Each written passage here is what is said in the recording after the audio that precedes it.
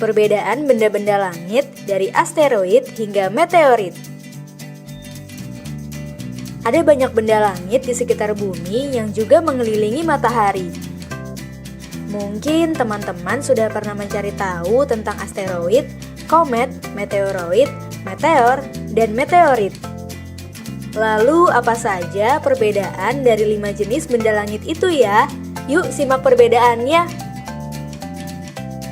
1. Asteroid. Asteroid terbentuk dari batu ruang angkasa dan mengandung sedikit logam.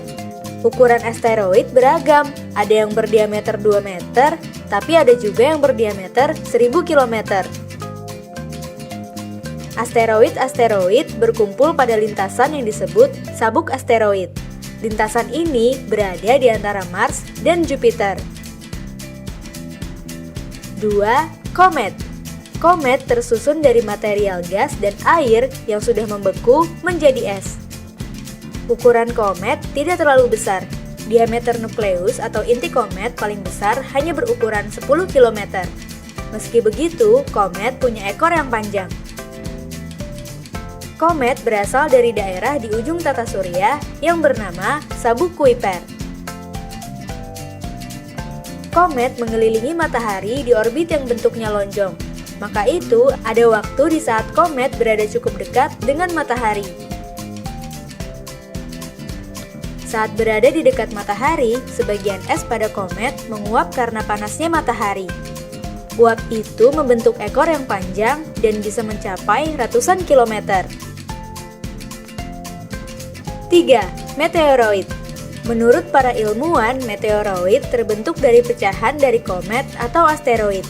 Maka itu ukurannya lebih kecil. Meteoroid melayang-layang secara bebas dan tidak mengelilingi benda apapun. Ada banyak meteoroid yang berada di jalur orbit bumi. 4. Meteor. Teman-teman pernah mendengar istilah bintang jatuh. Sebenarnya itulah meteor. Saat bumi mengelilingi matahari, bumi akan melewati kumpulan meteoroid di jalur orbit.